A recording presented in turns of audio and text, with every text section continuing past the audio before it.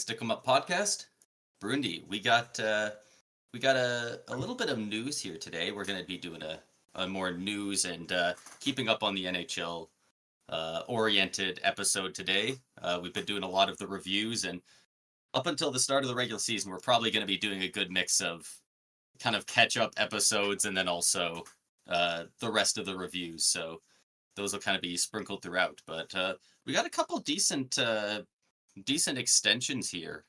First and foremost to talk about. Do you got anyone in particular you wanna start with? Well, first, the elephant in the room is we did say that this episode was going to be the offseason review for the Colorado Avalanche and the Chicago Blackhawks.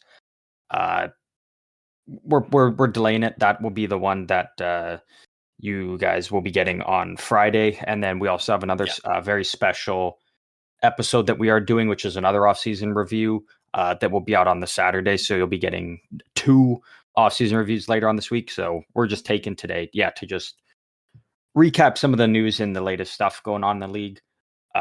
In terms of the contracts, I'm where do you want to start? Like there's a whole bunch of different ones all over the place. Do you want to start with the big ones or start with the smaller ones and work our way up to the big ones?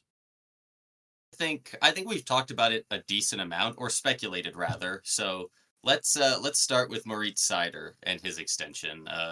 7-year extension, or I guess rather a 7-year contract with the Detroit Red Wings at 8.550 AAV. That's a solid deal in my opinion. Like I really like it for both sides. Like that's a solid payday for him, but also like that could look like a really, really good contract for Detroit, like as soon as 1 or 2 years go by. Like that could be really nice. Seider hasn't missed a single game in his NHL career in his 3 seasons yet. Right side defenseman, he's put up, 40 to 50 some points the past 3 seasons, great defensively. Like everybody he hits just explodes from the inside out. Like he really does it all as a defenseman. Like he's not quite that, that Adam Fox, that Erik Karlsson type offensive defenseman, but he's a great two-way guy. So I love this deal for them, and especially with the cap going up. Like we're gonna be saying that a lot about a lot of extensions for a while now, but yeah, that's just the nature of it. Like this deal is gonna age very well. Yeah, I completely agree. I think this is a great deal. The only thing I can say is just kind of shocked that it wasn't an 8-year deal. Just kind of felt like it was going to end up being an 8-year deal, just like what Raymond got. But getting Seider locked up for 7 years at that amount, I think is awesome. Like that's great for Detroit, both now and then. Again, as the cap continues to go up, this deal is just going to age perfectly. So I got nothing but good things to say about this deal. Yeah, and it looks like Moritz Seider is currently 23 years old, so I guess, a nice even 7-year deal will take him till he's 30, so he can sign another, hopefully big 7 or 8 year deal that'll kind of take him throughout the majority of his career between those two. But I don't see a world where he signs for 8 years and then he can't get a deal at 31. Like I don't know exactly right. Yeah. I wonder whose idea that was, but who knows? Maybe there's something coming up in about 7 years in the NHL that they're kind of planning for. But regardless, I still really like the deal for both sides. And getting them locked up that was a big thing Detroit had to do, and they had to do it quickly, especially. We're in training camp now. We're in preseason games. Like it needed to get done. So it was the big elephant in the room for that team. Like. Jeremy Swayman is an he's now the only RFA that is unsigned at the moment. And, for both teams, that was a big cloud looming over their heads. So the Red Wings looking fine for now, but Boston's got to figure something out with Swayman because they can't go into the season without him. Yeah, that's the only one we're waiting on. And I haven't heard anything about it. So no, not a peep. Which I don't know if that's good or bad. The closer you get to the season, you got to imagine it's not very good, but Yeah. We'll see, I guess. Boston always finds a way to not only get these deals done, but to get them on a really reasonable number. So, like, as much as he's arguing for every dollar, it's it's the freaking Bruins. I wouldn't be surprised if they just came out tomorrow and it's just, yeah, we got him to agree to 8 years at 7.5. Like, Yeah, honestly, with like, Boston, like yeah, it's a very realistic possibility it's a little that we different now could that get that. Pasternak's getting paid, but it's still Yeah, Boston. I could see it. It's annoying, but I could see yeah, it. they're always the one team that finds a way to, yeah, like whenever you think it's the unthinkable for a deal happening for a player, Boston's like, no, we'll get it done, and then before you know it, it's there. So yeah, we're just kind of waiting on that one, and I'm sure there'll be lots to talk about if and when that deal happens, but we'll keep tabs on whenever that's going to happen. Yeah. We also got a couple other ones, a couple decent sized deals here. Dylan Genther signed an 8-year extension with the Utah unnamed hockey club still at the moment, at 7.142 mil per year. That's a great contract. Like, he's not quite a game breaker, but he's not a guy who falls out of your top 6. Like, that, he's a great player, and they got him locked up long term on a very reasonable contract now. And as long as he's producing close to the top of that team, it's going to be hard for too many guys to ask for that much more than him. Like, I'm sure guys like Logan Cooley, eventually they start putting up higher numbers and they'll be able to ask for more. But, if you're only putting up 10 to 15 more points per year, it's hard to go like past something like 8.5 or 9. So this is a great deal for them, but I also think this kind of like locks in the team for this one could set up a lot of other contracts to look great on their team as well. Yeah, I mean, I 100% agree. Actually, the very speaking of contracts that look good, the very first thing I actually thought of when I saw this deal is Matty Beniers with Seattle, who his was only a 7-year deal, but it's the exact same cap hit all the way through. It's the exact same amount, and I'm Really? like, yeah, Dylan Gunther's a good player, like, and he's gonna be good, but it's like now it makes that Matty Beniers deal look fucking sweet. Don't get me wrong, like Gunther's a good player, but like Matty Beniers, you take Matty Beniers at that cap hit over Dylan Gunther, 10 out of 10 times for me. So, but yeah, like this contract is going to age very well. I expect Gunther to, he hasn't even played 100 games yet, right? So Yeah, we're expecting that, he's going to continue to develop. He's probably going to have a really big role with the team this year, and this year very well could be the breakout year for him. Yeah, I think this year is going to be the breakout for a lot of guys on that team. Like, they've had a couple guys right? waiting for a little bit, Yeah. and now they're bringing in some other guys to really help them out. Like, he's another year older. He's playing with guys like Logan Cooley, who are going to be a year older and better. And, he's going to have a power play that has, Sean Durzi was probably a fine power play one quarterback, but I feel like Sergachev's probably going to do a bit better job of it. Like, their team has improved a lot. And if all those guys can take a step together, like you said, he's only played 78 NHL games, but over his 2 seasons in the NHL, 33 games, 15 points. Last season, 45 games, 35 points. So he already, his points per game already took a big step last year. It looks like he played a decent amount of games in the WHL and then the AHL in the last 2 years. The numbers don't look like he got dropped down. I don't know if that was that conditioning stints. Do you have any idea? This stat line looks kind of strange to me. I'd have to pull it up here quickly, because I'm not 100% sure. I don't even believe he was necessarily dealing with an injury last year either. Like his stats, like surely he's not just that horrendously bad on defense, right? Like 35 points in 45 games. That's not especially on the Coyotes, he was probably one of their best players. Like that's not. Well, That, because he kind of split the year between the I NHL and the guess AHL. I guess he could have been brought up after Yeah. and played in the NHL later. Well, because Because he's at the age now, like he can do both. Like he's like last season he was done with uh like playing in the dub in the juniors. Like he was full yeah, time now, either in the AHL or AHL. So it looks like he kind of played a little bit of both. Um, yeah, you know, I would I think expect he full started the time year. NHL now Yeah, going and that's forward. where it should be. Like he should be full time in the Yeah, NHL next year, and so I do expect him to have. Uh, I mean, overall a better season. You know, playing a full year in the NHL, and like you mentioned, all the other guys that are taking that next step as well. Like it's more talent around him. Yeah, they're going to be a fun team to watch this year. I'm very looking forward to seeing what Utah can do with all these pieces now. just kind of looking at the stat line, I was like, oh no, did he have a couple injuries? Like, is that stunting his growth? But no, he only played 33 games in the NHL 2 years ago because he also played a bunch in the WHL and then the AHL. Yeah, Uh, geez, last 2 seasons ago in the WHL in the playoffs, looks like the Seattle Thunderbirds won the championship there. 28 points in 19 games for him in the playoffs. 16 of them are goals.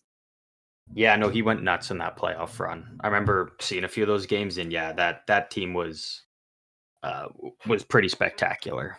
Yeah, he all signs point to he's going to be a great player. So I love that deal.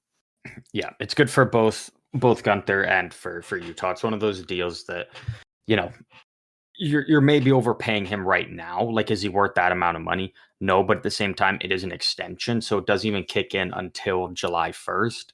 So if he progresses even just a little bit more than where he was last season, like he's going to get up to that amount, and then you've got him on a steal of a contract for 8 years. So yeah, Yeah, it's great work by Utah. Love it.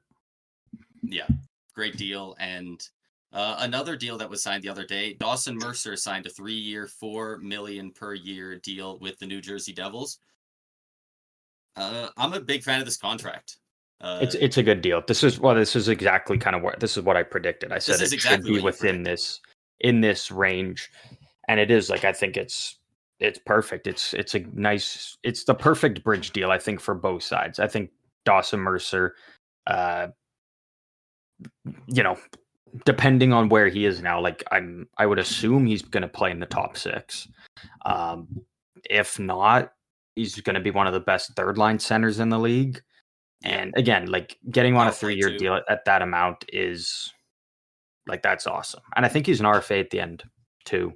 I was gonna say he's 22 now, so he'll be 25 when it expires. So he's probably an Yeah, RFA. so he'll be an RFA. So that's even better for New Jersey. And I got to And imagine there's a bigger deal for him at the end of this. absolutely, especially if he continues putting up the numbers he has, because he's a really solid goal scorer. 2 years ago, 27 goals, 56 points. Last year, only 20 goals and 33 points. But another case very similar to Sider, 82 games, all 3 years that he's played in the NHL. Yeah. Uh, he hasn't missed a game, and like a lot of teams, especially the Devils, need guys who are not injury prone and guys who can stay healthy. So that could be a really really solid get for them. And yeah, like his numbers dipped a bit last year, but I think that's because of guys like Toffoli coming in, Timo Meyer. Like he got dropped down. I'm pretty sure he was He playing got bumped third line down. last year. Yeah, he would have had to have for to drop off that much. Like, I mean, I know a lot of that team as a whole kind of took a step back last year, but the way it looks like it's like, yeah, he had to have been uh, dropped down to the third, especially with Toffoli coming because I think Toffoli might have been on the top line for good stints throughout the year. So hoping Mercer actually gets a chance to just be a staple in their top six because I think if he is, especially with some of the guys he's going to get to play with, yeah, he's going to outperform that deal if that's where he ends up. These are some of those contracts that you look back at Stanley Cup winning teams and you're like, that's one of those deals that kind of made it a lot of it possible. Like Yeah. guys that contribute a lot, but we're still on there, whether they're on an ELC or they're on a bridge deal, they're on a contract where they're getting heavily underpaid. And like this we could definitely be looking back at this deal as like something that really let them bring in more talent to fill out the team at the deadline. Yeah, because that was the last of their moves that they had to get done before the season. Now they've got their roster set. Obviously, we kind of talked about them a little bit last week with some of the injuries that they're dealing with, but when everybody's healthy, they've now got everybody locked in. And again, we're hoping for a big year for this team. God, there's so many good teams in the East. The Metro, I do wonder how that's going to shape out, but I think this team will be at least on the heels of the Hurricanes. Yeah, if not maybe above. Yeah. Which one do we want to do next? I mean these other two ones are more quicker ones, so we'll start with the Logan O'Connor. Logan O'Connor with the Colorado Avalanche, he signed a 6-year contract extension at $2.5 million per year. I don't know why Colorado keeps doing this. Like it's the same thing they did with Miles Wood, giving him that 6-year deal at 2.5. I mean, I guess like this deal's okay. Like O'Connor is a good defensive player, but like I don't know why, especially in a team that's so in cap troubles like Colorado, just keeps giving out these 6-year deals. And I know that like the cap hit's decent, but I just don't get. They've just got an obsession with giving out those 6-year deals to bottom 6 guys. Like I know he's a hell of a defensive player, but like you don't need to be locking up every guy in your bottom 6 to 6 or 5-year deals. Oh, but I don't really see it aging too badly, at least until like the final, year 5 or 6 maybe, because by that point, because he's 28 now, so by that point he'll be 33, 34. But for now, like last 3 years, 24 points, 26 points, 25 points. That's pretty consistent. Despite last year he played 57 games, and the year 2 before he played 81 and 82. So I guess he actually, by points per game, had a better season last year and more goals. So he might be taking a step even, but he's really good defensively, and that is something that the team over Colorado desperately needs. They've got guys that can score, and he apparently does that. I assume he's on their third line, but yeah.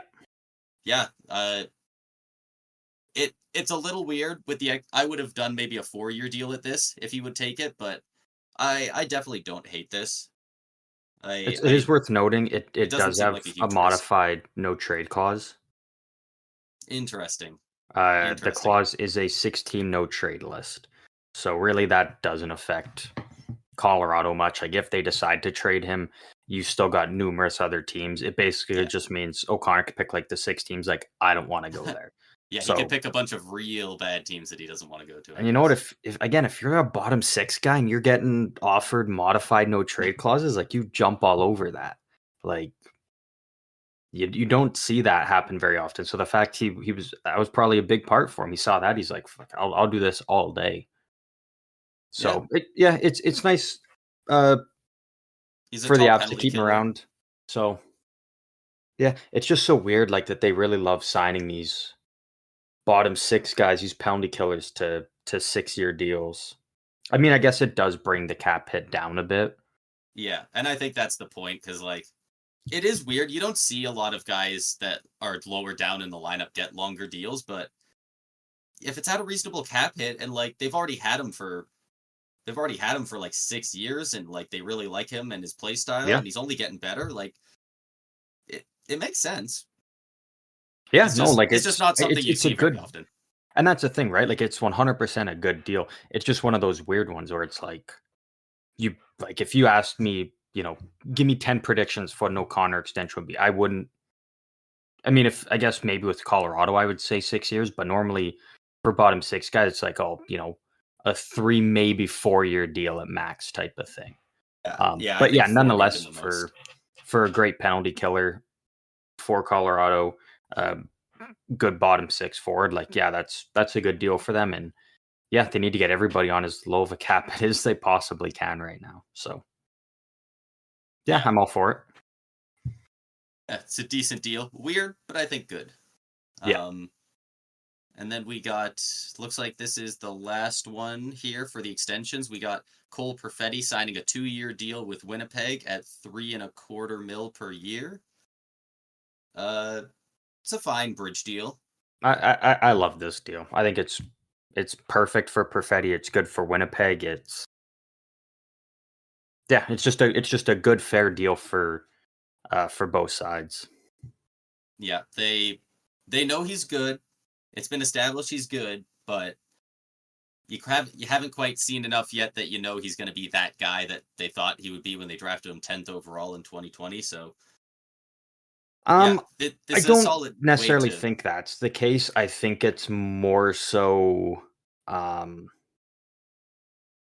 just allowing Winnipeg to have a little bit more money open going into this year, and especially now because like Ehlers is a free agent at the end of this season. Iafallo, Gabe Vilardi, he is an RFA though, but it's Kyle Connor whose deal is up in 2 years. So I think that's kind of why this one really just came in at 2 years. So then, you don't want to put yourself in a position where, and especially with You Kyle Connor, who can't. will be a Yeah, UFA, like you want to have the money available to sign him or to give him a deal when you can and not, risk losing him. So yeah, that's fair. Yeah, I didn't realize that's a lot of big names on their team that are coming up soon in the next 2 years. But plus it is 40, worth noting, like Perfetti can sign an extension July 1st. I'm pretty sure.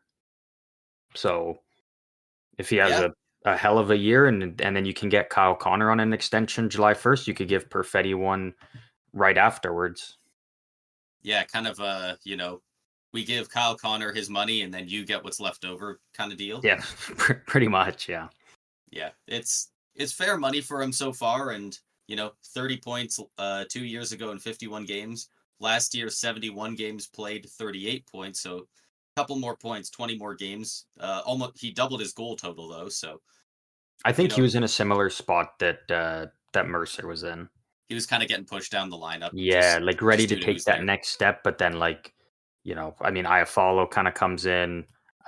Gabe Vilardi did, and he kind of took a spot up there on the top line. So yeah, it kind of feels like Perfetti's one of the guys, basically the exact same as Mercer, just kind of got bumped down the lineup, not necessarily because of his play or anything, just because of Yeah, just how everything the else team that came shook into the out. fold there. Yeah, exactly.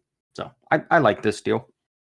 I'm excited for Perfetti this year. I think he's going to have a big year for Winnipeg, and there's no doubt like the next deal he signs is going to be a much longer deal than 2-year deal and at a significant more money than this one right now. So Yeah, and he's we talked about obviously in our Winnipeg Jets season preview kind of video months ago. months ago at this point, but Cole Perfetti is projected to be their second line right wing this upcoming year. So they do have him at least projected on daily faceoff to be in that top six.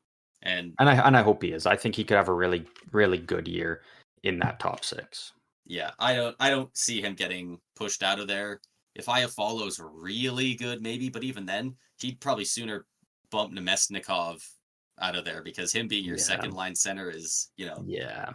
I love Nemesnikov, but you probably don't want him on your second line if you're contending for the cup. Yeah, no. No. But we got the only other deal we That's have. all of the extensions and signings Yeah, in the NHL. that's all of those. The only other one we have is Tony DeAngelo is out of the NHL. He signed a 1-year deal. A Wasn't 1-year clapping. I deal. don't know what that was. Yeah, that was weird. Must be interference. Yeah. I don't Couldn't even tell you. hear cheering in the streets that much. But Tony DeAngelo signed a 1-year deal in the KHL. He is officially out of the NHL, at least for this year. For now. For now. For now, he And is. makes a lot of sense. Yeah. He has been Yeah. a very consistently good player throughout basically his entire career, ever since he got into the NHL. over his career, 210 games, 210 points in 371 games. That's pretty good as a defenseman in the NHL, but yeah, it is really good numbers. like 5 or 6 different teams in that time in under 400 games. Uh, he just pisses people off everywhere he goes. Like, Yeah. like normally I don't like to speculate, but it's well documented and he's bounced around so many teams. I'm pretty comfortable saying he's a dick. Like, not to me personally, no, but by all accounts, it sounds like he's a dingus. So, yeah, Yeah, and I mean, you kind of knew he was, especially because, like, again, like we talked about, the offensive numbers look really good. Especially, we always kind of come back to it, but being a right-handed shot defenseman, there's not a large premium of that in the league at the moment. But you kind of got the sense that, uh, you know, he was kind of maybe on his way out of the NHL in a sense after, I mean, his first stint with Carolina, like 64 games played, he had 51 points. He was a plus 30. He uh, you know, surpassed his value. Carolina couldn't afford to re-sign him, so go to free agency. He signed that 2-year deal with Philadelphia. Uh, in 70 games played, he had 42 points. He was a minus 27, but again, it wasn't a very good Flyers team. yeah, And then he got bought out.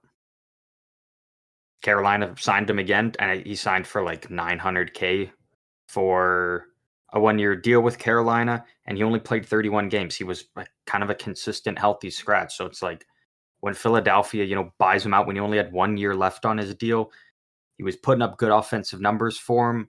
Carolina really was excited to have him back, and then he only played 31 games. You kind of got the sense that, yeah, he might be on his way out. Like, yeah, you kind of feel like, and I'm not saying there was with either Carolina or Philly, but you kind of maybe had to assume that there was something going on because, like, at the end of the day, like, the offensive potential is there. We've seen it. We've seen how good offensively he has been and can be at the NHL level, and so to get bought out.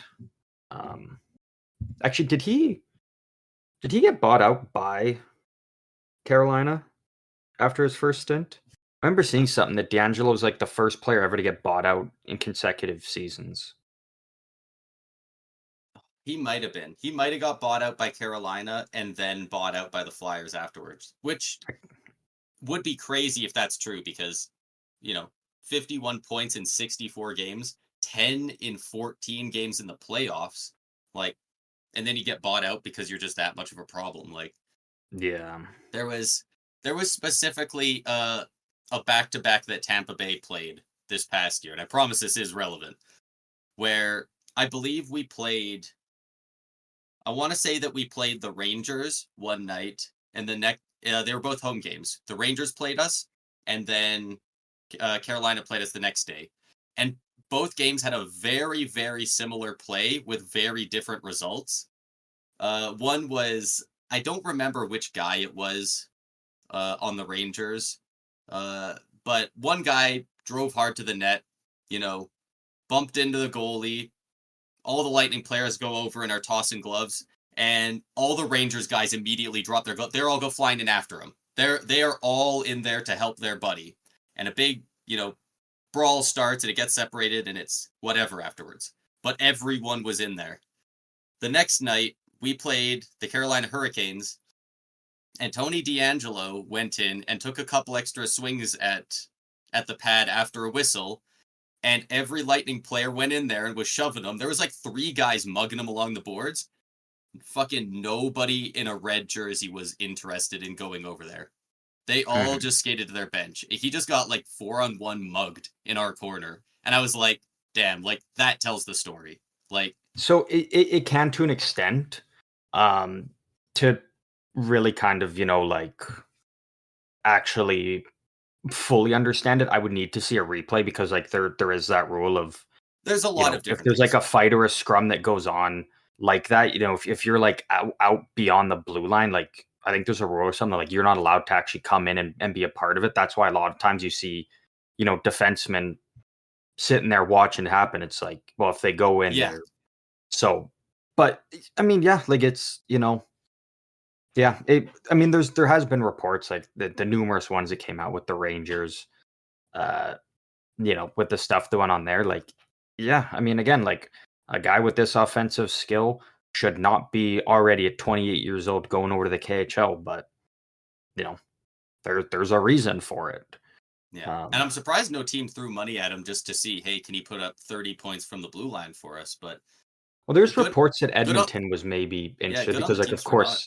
of course, Edmonton would have been Yeah. sniffing around him, but obviously, yeah, no deal was there, so he's taking a 1-year deal in the KHL.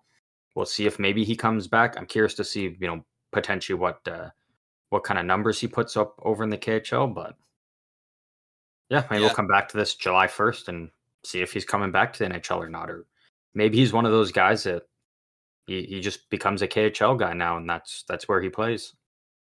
You know what? I don't doubt that he's going to go light up the KHL. And then maybe in 2 years, a team takes a flyer on him and they say, you have had a long track record. You're going to sign for $900K and no more.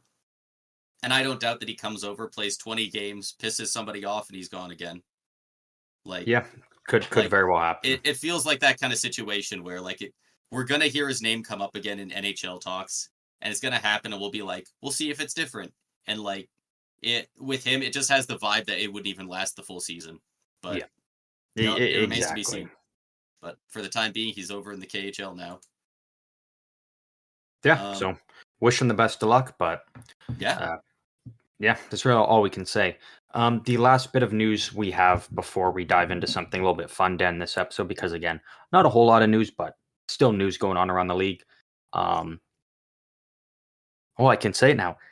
Stanley Cup champion Kyle Yeah. Poso officially announced his retirement the other day from the NHL. I mean, why not, right? Like, it's, I love Oposo as a player. Not only hearing the stuff of him on the ice, but like off the ice. Just an all around terrific dude. And I mean, at this point, why not? You won your Stanley Cup, ride off into the sunset, and Yeah. go into the next chapter, right? Like, I mean, He was a free agent, right? yeah, and again, like I said, I love Oposo, Yeah. but realistically, all he can do is sign like that JVR type deal, right? 900K for 1 year, and in JVR's case, probably getting traded the deadline. Like Oposo, he's got his cup now. Now's the time. Like, just whether you go back to Long Island, you go back to Buffalo, you just I think he's from Minnesota. You go back to Minnesota, and you just settle down with your family now. You don't have to worry about, especially just for a guy in his case, like he's not going to be getting a 2-year deal somewhere, be setting up shop. Like it would be bouncing around, and you don't need to if you've already got your cup, right? Unless you really want a second one. But like at this point, yeah, I love it. Right off in the sunset with your cup, and you know, move on to the next chapter, whatever that may be, whether it's still in some capacity with hockey or just, full-time dad, whatever it is, wishing him nothing but the best in retirement is all I can really say. Yeah, and obviously, you always get recency bias with players. People forget what guys did earlier in their career. A lot of people forget, a guy like Corey Perry was, a Rocket Richard winner, like he was a top tier guy in the league for a good bit there. But Kyle Poso, like he was a really good, consistent player in his heyday. Like just over 1,000 games played in his career, 1,051, 614 points. He's well over half a point per game over 1,000 games. Like, dude, put in the work, and like he got really consistent results. He's got several, 52, 52 points here, like 69 points in 71 games with the Islanders. Like he had a lot of really solid seasons there. And he never really reached the same numbers with Buffalo that he did with the Islanders, but even then he was still very consistent for a long time. So yeah. Yeah, And I would have really liked to see him, just stick around with the Islanders. Like I felt like he had a lot more to kind of, to keep doing there, especially with right around that time when he left is when guys like Barzell were really coming in. Ryan Pollock, Adam Pellick, like the team was starting to finally kind of form there again. And it was just when he was on his way out. I really would have liked to see him stick around there and see kind of where, his career path went, because, I mean, he got paid by Buffalo. He got to be captain for a bit, but I mean, never made the playoffs with Buffalo. Nobody there did. So, Yeah. I mean, he got the bag, good for him, but, would have been interesting to see what his career totals would look like had he have stuck around with the Islanders. Yeah, especially when they go on their back-to-back conference final runs in 2020 and 2021, because his numbers don't look super great in the playoffs over his career. 41 games played, 17 points, but you take out his 17 games and only 2 points with Florida this past year, which is literally the end of his career, like the last 17 games he played. 6 games, 3 goals, 4 points. 7 games, 2 goals, 3 points. 11 games, 8 points. Like, he wasn't quite a point per game, but he was probably around a 0.7 to 0.8 points per game guy with the Islanders in his 20 odd games with them there. So yeah, it would have been interesting to see, but he really did, like, even when he was not at all worth his cap hit and he was playing on the fourth line with that cap hit in Buffalo, I very rarely saw Buffalo fans being like, get this guy out of here. We don't want, like, nobody was saying any of that. Like, they really liked him. Exactly, right?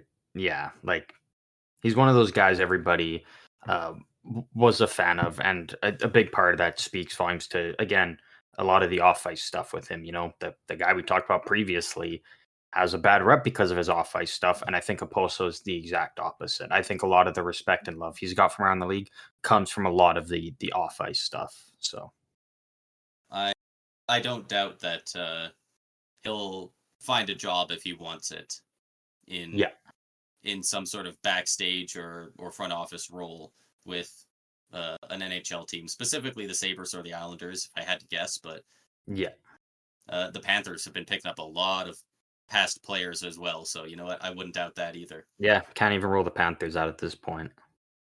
But yeah, that's pretty much all the new and breaking news that we've got.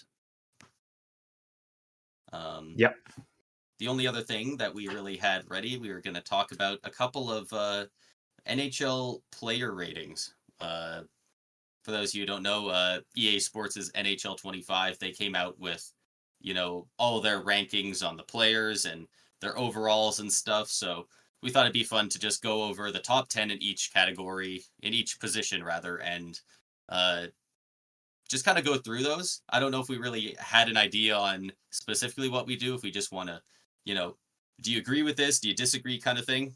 But yeah, I think that's basically it, right? Just kind of be like, hey, agreeing, disagreeing. Should someone be higher or lower? Yeah. Just kind of the usual stuff with it, I'd say, right? Yeah. So just trying to pull them up here quickly so I can be on the same page as you here. Where do you want to start? I currently have the goalies pulled up. Okay. Figure, you build a team from the net out. Yep. No, I'm all for that. Do we want to go from like 10th best at the position up to 1, kind of do that reverse order? Yeah, let's do that. All right. There's a nice cutoff here as well. So the 10th best goalie ranked in NHL 25, they have Linus Ullmark. Now on your Ottawa Senators. What was his overall? Sorry, 89. 89 overall, Linus Ullmark. Yeah, I think that's fair. Yeah, I would say that's about where he should be. If he very well could drop after playing on Ottawa, but for right now, yeah, based on what we've seen the last couple years from Boston, you could make the case for, you could make the argument like, yeah, 90, but for a guy that's, again, like, he wasn't a full-on starter. So I'm actually kind of serious with Jeremy Swayman. Like, because I don't have the list pulled up here. I can't find it at the moment, so I don't know. Oh, okay. But like, I'd be curious to see with Swayman because again, like, not a full time starter yet. So I mean, he is now, but he wasn't years prior. Again, it was that tandem. Yeah. Well, why don't you ask me who's at number 9 then? Okay, well, who's at 9? Funny you ask. It's Jeremy Swayman. Okay, so it is. But both 89 overalls. Oh, he's an 89 as well. I actually thought he was going to get that Boston love and get that bump to a 90. I definitely expected him to be at least a 90. Especially in the playoffs, he really showed that he is that guy. But, if you are going by, especially with goaltenders, I really like going over a 3 to 5 year sample. Like, I like a good sample size for goalies because it is such a volatile position. And scoring goes up and down over the years, but he's been very solid. He hasn't played those quite super elite starter number of games, but the games he has stepped into, he's put up those elite numbers. Yeah, he's been right up there at the best. So yeah, assuming he signs, because again we don't know if he's gonna, but assuming he does sign with Boston, his rating will probably go up, especially now that he's going to be the starter and log in all those minutes. It'll go up. There's no doubt in my mind that'll go up. Allmark and playing on Ottawa could go down. Never know. It could, but at the same time, like, this is a goalie that won the Vezina 1 year back. So yeah, like, I definitely get why they picked Swayman, but I think now a lot of people, just because of how good Swayman's been, I think some people are really starting to sleep on Allmark. He's like, he didn't have as good numbers. I think he's going to have a good year with Ottawa, though. Like, obviously, I don't think he's going to put up the numbers he did with Boston because, again, like that Boston team, the way things were going was a totally different thing. But I still expect him to put up very, very solid numbers with Ottawa. Yeah, a 910 in Ottawa is worth a 922 in Boston. It's a different system and a different skill set that the players have. Who's at 8? Who do we got at 8 here? We got the Juice. We got UC Saros. Holy shit! Also at an 89. Yeah, I think he's got to be 90, right? I would have liked to see him at a 90. Personally, I almost would have liked to see the other two guys at a 90 as well, or at least Swayman. Yeah, you could make the argument for all three of them just being 90s, yeah. Just a little bit higher, but you know what? It's fine, though. If you're not looking at the number, like saying that they're the 10, 9, 8 of goalies, that doesn't sound incredibly wrong. So yeah, no. I don't hate it. Yeah, I'm fine with it though. By the way, 9 of the top 10 goaltenders have X factors, have gold X factors, which for those of you who don't know or don't play the game, are just extra little attributes, like specific things that your guy is really good at. Ovechkin has one where he has really good one-timers because, of course, stuff. McDavid has good skating, stuff like that. There is only one goaltender in this top 10 that doesn't have one, and we have yet to list him. Really? Yep. At number, what are we down to? At 6, we have Ilya Sorokin. He is a 90 overall. We are into the 90s now. Yeah, I'm okay with that. Yeah, I think maybe it could be a bit higher, but didn't have the greatest season last year. I was gonna say I almost expected him to be a little bit lower just because of last year, especially in the playoffs. But yeah, he's been great over his career so far, so I don't have no problem with the 90. And he was dealing with injuries last year. Yeah. So maybe necessarily not, his rating, but I'm assuming, because again, I don't have the list pulled up here, but I'm assuming there's a goalie above him that probably shouldn't be, but we'll wait till we get there. Sorokin, I would say I would say 91.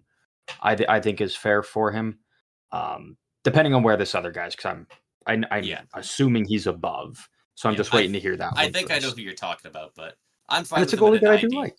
It's a Yeah, goalie that I really do like as well. So yeah. I'm fine with the 90 just because he was a bit down this past year, but he'll bounce. He'll bounce back this next year. yeah, yeah. Um, Coming in actually at 6 on the list, we have Sergei Bobrovsky at a 90 for the Florida Panthers.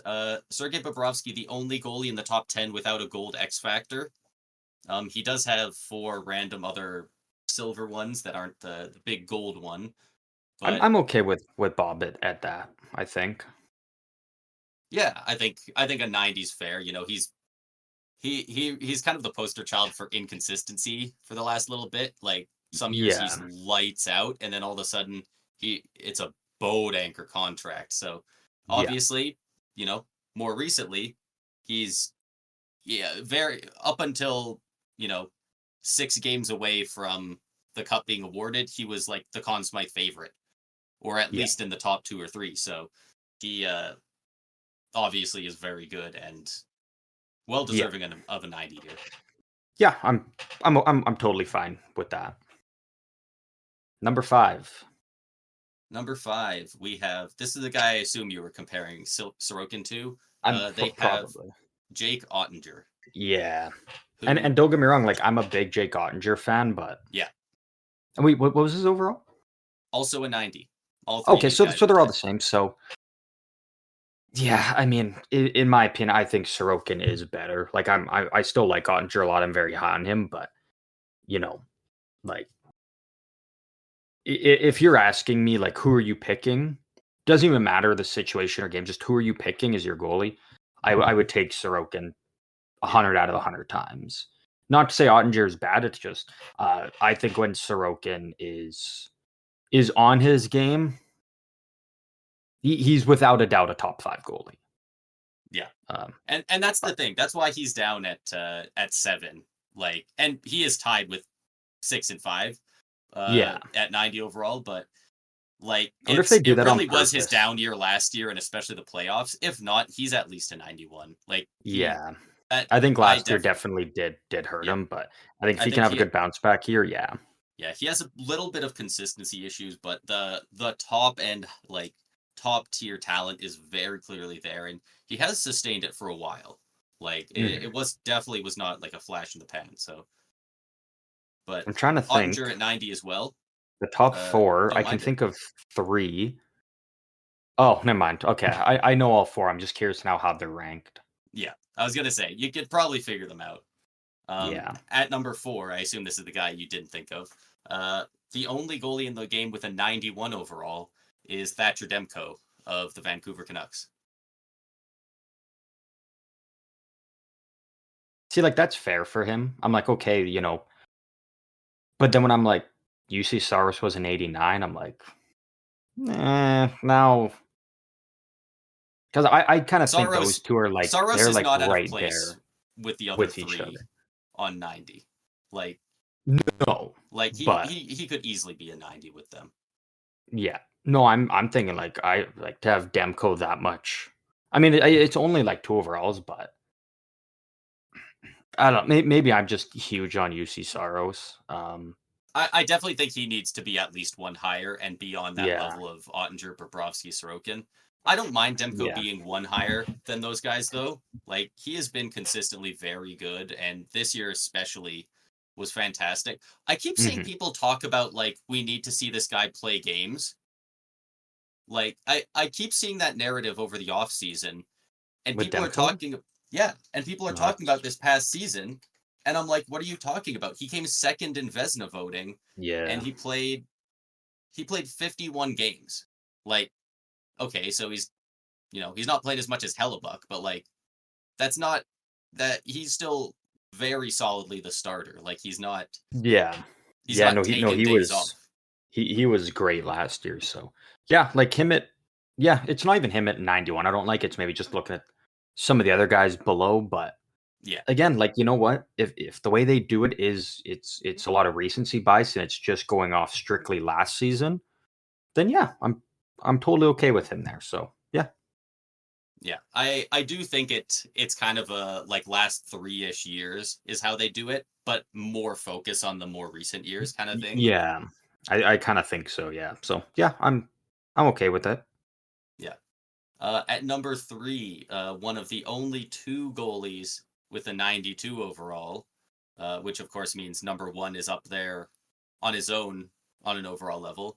We have Andrei Vasilevsky of the Tampa Bay Lightning, And what was that, the overall? 92. 92? Oh, yeah, I'm okay with it. Yeah, I think it's fair. I'm curious who number 1 is. Yeah, obviously in the past, I would very much argue Vasi should at least be a 93. I mean, there's definitely times you can argue a 94 as far as goaltenders go, but he had his back injury last year. He missed some games. He wasn't in full form when he came back, so him dropping down Mhm. from other years definitely makes sense. Yeah. And kind of similar to Sorokin, I think, because of injuries and uh, some falling off performance as far as keeping up pace of other years goes. It Mhm. cost him a couple overall points. That Yeah. and it makes sense. You can't you can't have Landeskog in here at a 91, right? Like Yeah. you Yeah, exactly. at a certain point it's like, hey, we gotta see what happens again. Yeah. And the other goalie at 92 overall and second on the list, Igor Shesterkin of the New York Rangers. I think a Okay, lot so of people would be Hellebuck's 1. I think a lot of What's people would be his surprised at this. Connor what's Hellebuck is number 1. He is a 93 90? on the Okay, so Winnipeg only 1 Jets. higher. So, Yeah. I mean, again, like, if you're asking me, I mean, I'm okay with it. I mean, Hellebuck did just win the Vezina. Like, I know he obviously That's didn't why I think have it makes it easier. didn't have a good, playoffs, whereas, Shesterkin, I think, had a really good playoffs. But, like, again, like, Hellebuck was the best and most consistent goalie throughout the regular season, so, like, yeah. Yeah, like yeah, that it really does feel like it had to be that top 3. Yeah. Like it's hard to put anyone else in that top 3 Yeah, right and now. with that ranking, like, I'm okay with it. One thing that I noticed when we were going through all of them, there's not a single Canadian goalie in the top 10 anymore. Do you want to guess? So obviously Linus Allmark was the first one we started with. That's number 10. Yeah. What do you think? Which goalie do you think is the first Canadian goalie that shows up on the list? And also, what overall do you think they are? And like, what number on the Um, list do you think they are? oh, shit. Um, you're probably picking between Aiden Hill and Jordan Binnington, I think. Am I correct in one of those 2 at least? I'm okay. Um. I'll go Okay, you know what? They are. Yeah, I'll go they are. Aiden Hill at an Yeah. 85. Okay. So In terms of what ranking, I don't know. I don't even know where that would fall. 19th. so there are 3. Oh, actually, is Tristan Jarry Canadian? Oh, actually, Jari is Canadian. Yes, So there are 4 Canadian goalies tied at the next overall point. So at 88. at 86. 80. Jeez. So Oh, Stuart Skinner is 13th, Aiden Hill is 14th, 16th for Jari, and 17th for Binnington. They are all 86 so they're all overall. right in there. Okay, and and that's fair. I got Yeah, no complaints with that. but man, man, we like that. It's a lot different from back in the days of Patty Waugh and Flurry and Yeah, Luongo and just never ending carousel of great Canadian goaltenders. So yeah, it'll be a yeah. lot of fun to Yeah, see a times goalie have finally do that. changed quite a bit for Canadian goalies, but Are there any yeah. good prospects, young goalies coming up that are Canadian? Like, is Dustin Wolf Canadian? Do you know? No, he's American. Kind of figured. Jacob Fowler, he's American. No, there's really not. Wallsted's Like, not. yes, Askarov Jesper not. Like Wallsted's not. Yeah, Ascarov's not. Sebastian Devin Levi. Kosa isn't. Devin Levi, yeah, he actually is Canadian. And Yeah. 2 or 3 years, he might be the best Canadian goalie. Yeah. So Yeah. hopefully If it he can all really pans develop. out. Yeah. Yeah, but overall, in terms of that list, I'm okay with that for goalies. Yeah, there's a No, I don't couple think I'd move anything there around is one or egregious or two anything. spots, but it's a lot of it's pretty good. I think Saros up to a 90 is the biggest thing Mm-hmm. I would want changed. But moving Yeah, on, yeah. For me, I think I would agree with you on that. do you have anything pulled up here or No, but I can. If you want me what? to, I can pull up a certain something. Yeah, sure. Do you want to do one of the defense sides, and I'll do the other Yeah, side? I'll do. You take your pick for what side you want. I will do the left side defense, and you can do the Okay, right side. I'll pull up the right. Yeah, and then I can start with the left side here. Okay, yeah, I got the righties pulled up here. All right, so we got this one's weird. This is a lot. So number 10 just happened to be a cutoff for the overall on goalies, but number 10 is tied in overall with number like 14 on the defenseman. Okay, So I'm just gonna say all these guys are at 88 overall, and let me know if any of these stick out as too high or too low in that spot. okay, But for 88 overall, we have Mikhail Sergachev, Morgan Riley, Shea Theodore, Adam Pelech, and Zach Werenski. okay with that. There's some pretty good defensemen in there. Yeah, Like, like there's yeah. yeah. The only one I would even really want to argue much is personally, I'd like to move Zach Werenski up to like an 89, but he did also miss quite a few games, so it's hard to make that so. Yeah, that is true. Yeah. I think if he can get a 70 plus game season under his belt, he'll move up to an 89 or 90, but until Mm-hmm. he does it, it's hard to justify it. Yeah. So what do we do? What are we doing? Or do you want to go just all the way through the left defenseman, or do you want to like ping pong back and forth between right-handed defenseman, left-handed defenseman? Yeah, let's go back and forth. So Yeah. those guys were all 88, but Zach Werenski was at the top of the list. Did you So you include can call any him that number were 10. up? Okay, so he was number 10 cat. Yeah. Yeah, there's a lot of 88s on the right-handed side. Rasmus Anderson, Dougie Hamilton, Eric Carlson, are the 388s that didn't make the list. Number 10, also an 88, is Drew Doughty. So Wow, those are a lot of real good names, man. yeah, Like right. I know he's been regressing, but Drew Doughty, like usually they love putting those legacy guys at a higher overall than they deserve. I wouldn't be shocked if he was an 89 or a 90. He ate Yeah, minutes last season. Like yeah. I kind of think Drew Doughty should be a tad like higher. Dougie Hamilton could be higher, but again, he only played 20 games, I think it was last year, so I get him dipping a bit, but Eric he's Carlson, I think maybe better than should that. be an 89 at least. Given I Yeah, just he got did. to imagine like his offensive, stats are just nuts. Like maybe it's dropped down maybe because maybe his defensive numbers Yeah.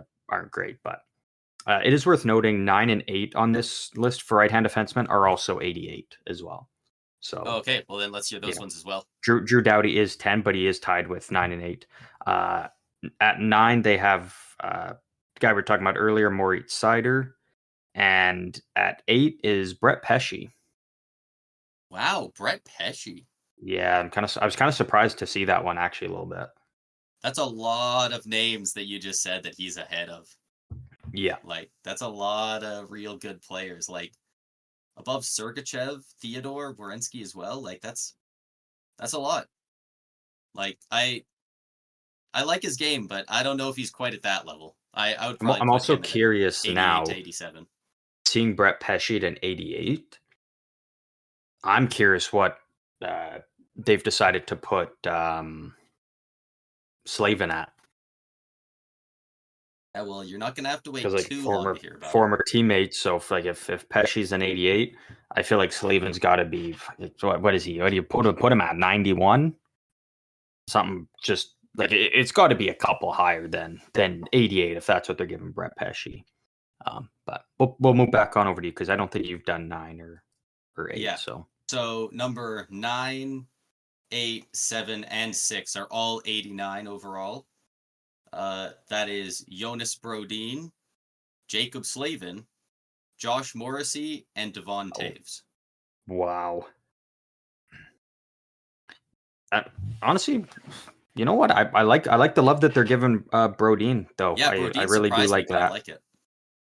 Morrissey, Taves, I'm fine with that. Jacob Slavin, I mean, I think has to be a bit higher. Like he is, the best like in terms of just defensive defenseman, like he is number 1 in the league. Yeah. And especially again, if you're giving Brett Pesce an 88, like you got to give Slavin some more love than just an 89 in my opinion. Yeah, and we got so that's takes us all the way to the top 5.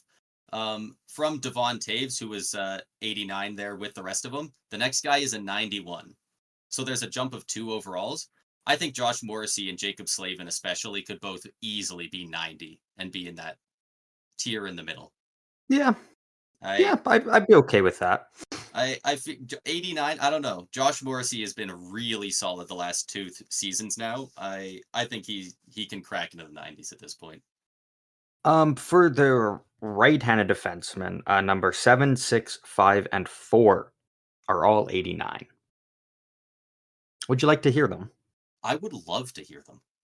So number 7, again, all 4 of these guys are all 89. At 7, they have Evan Bouchard. At 6, they have John Carlson.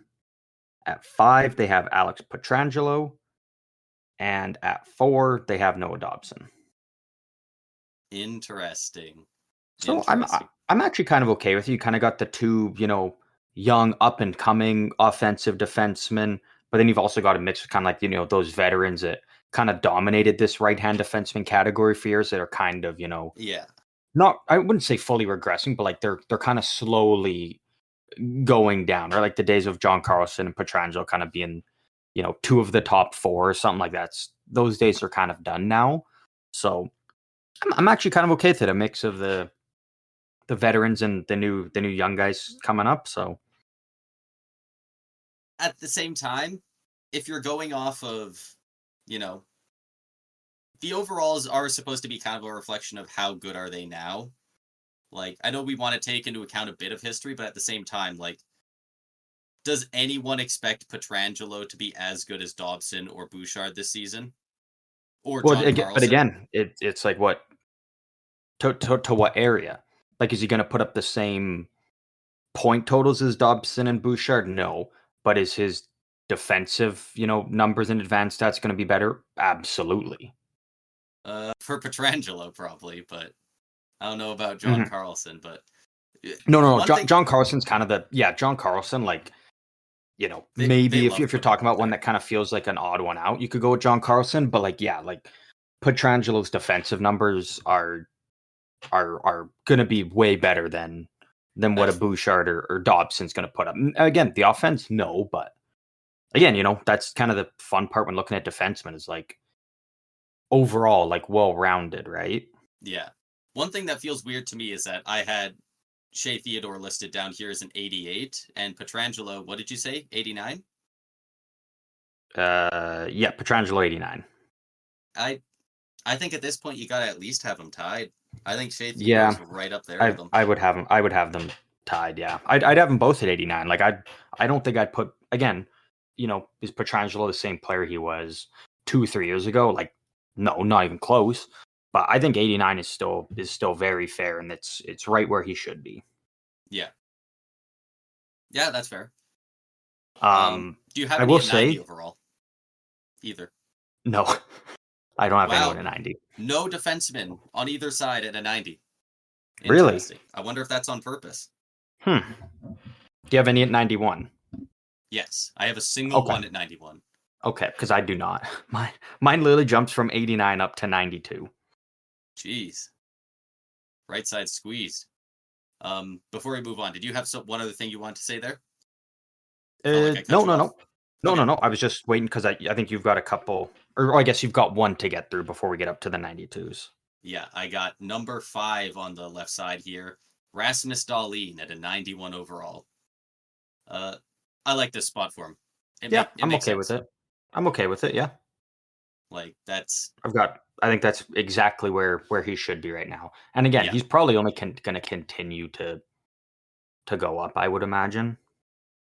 yeah, yeah. I don't see him dropping. Just want to double check something here. I think I might be wrong, but if I'm right, that's kind of cool. That's kind of fun. Okay, I'm wrong. So never mind. It's not cool. Oh, get destroyed. Oh, no, yeah, I am. Never mind. I'm Are you just checking it's who's the right wing, no, right it's side? just funny that uh Rasmus Dahlin went first overall in 2018, but one of the other defensemen drafted after him we still haven't talked about, and he's obviously on this list. He actually might be number one on the left defenseman, but we'll get to that. Yeah. But yeah, Um. Darlene at 91. I'm totally okay with that. Yeah. It's a good spot for him. One guy that hasn't come up, and spoiler, he won't be. That I just want to say probably should be knocking on that top 10 at least. Like, I think he should at least be an 88. I would put him at an 89. I think he's criminally underrated.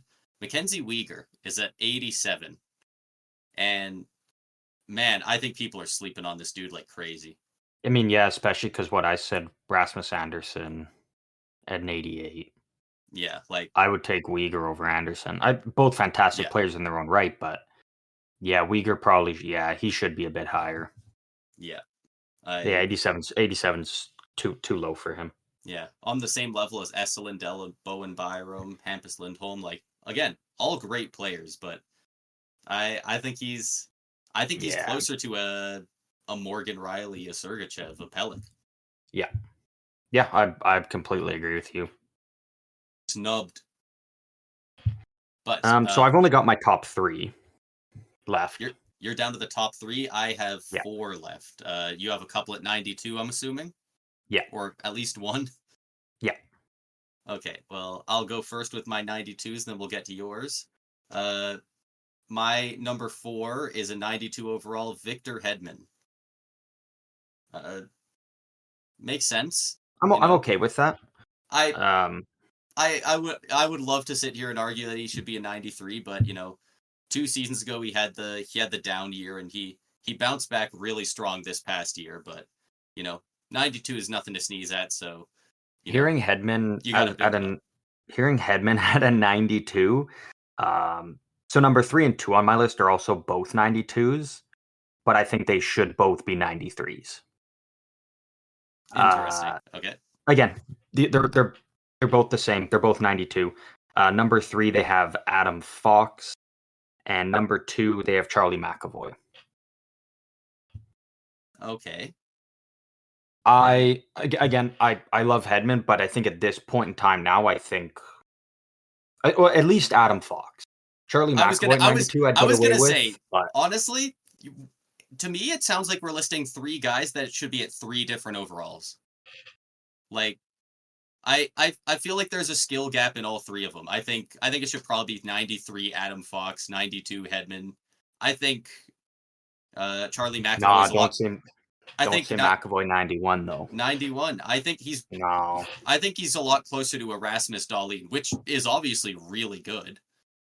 But like, Nah, he's one of the best two-way defensemen in the league. I don't know. I think I might take Dahlin over him if I had to win a game tomorrow.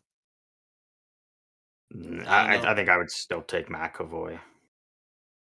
Just because like he's just like such a perfect like two-way defenseman. Yeah, like he is really good. Like Like, again, like we're nitpicking about like one overall. yeah, Like I think yeah, it's yeah. probably just because I'm just maybe I'm higher on Charlie McAvoy There's than a very most good chance of people, that. but yeah, I think he's yeah. But again, like Yeah, we're picking around yeah. one I or think we two can both overall, agree so though. Adam Fox should probably be one higher, and neither of us like Adam Fox particularly. Like, the way he forced himself to New York, we've kind of openly said, we're not huge fans of that, but like, look at what mhm, he does for the team. Like, he's a yeah. phenomenal player. So, um, one other guy, number 3 on my list, is also a 92. So he'll fit right in there with those other guys. Miro Heiskanen. Yeah. And you know what? Yeah. that Hearing it feels that accurate. way, I'm actually, yeah, Adam Fox should be the one to get a bump to a 93.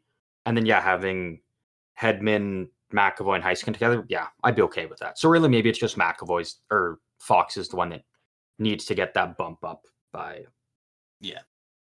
Well, especially compared to my so number 2. Who's number 2 and what overall? At 93 overall, Roman Josi. Oh yeah, so Fox should, yeah. Fox and that's Josi the way it should be. is a Is great Fox and comparable. yeah, that's like your they're not like the number one elite guys because I think both right and left defensemen have like that elite guy that's above at the the rest, moment, like they both have their guy at the top of the mountain. But then yeah, like the stone right underneath, yeah, Yossi and Fox is yeah. They're so yeah, not quite Roman the Yossi best there, at it, but they're I'm okay definitely with guys that. that every year contend for the Norris. Like the top 5 on both sides are consistent threats at that Norris Trophy every year. It feels like at this point. And I almost wonder. I don't know if this is how they do, but I almost wonder if there's like a differentiate because of who the top guy is, right? Like like Quinn Hughes is probably top for the left. Cale Makar is so like is because like what's Quinn Hughes' overall? Quinn Hughes is a 94 overall, number 1 on the left side. So Makar is a 95. Right. So I'm wondering if like are they trying to like make Makar like the head and shoulders guy? So it's like he's 3 more than McAvoy or Fox. Yeah. Like I mean, it is fair. Like Cale Makar should be. I would say, don't get me the wrong. number 1 guy. Makar is so good, but yeah, he 100% should be the top. And I like that they actually didn't, be like, oh, Makar and X are tied for the highest. Like Makar is the sole guy, which I think is very fair. I'd hate if both Hughes and Makar were 95 or both a 94 though. Like no, because I they wouldn't are hate very it similarly skilled. I do like that they have that number 1 guy. Like yeah, I kind of like how even decision, with the goalie, the I'm assuming when we get some of the forwards, like yeah, it's like they've got like the one guy that's like the premium, the top guy of their position. But I mean, overall, I'm the only thing I would change that I could say for certain is yeah, Adam Fox should be probably bumped up just one, just bump him up to a 93, and then I'm actually yeah, I think they actually did a good job. So. Yeah, there's once you get a bit lower, there's a couple of guys that it feels they're in weird spots. Yeah. Thomas Harley was really good last year. I don't know if he's quite an 87 yet. Vince Dunn could be a bit higher. Uyghur could be higher. They're both 87s.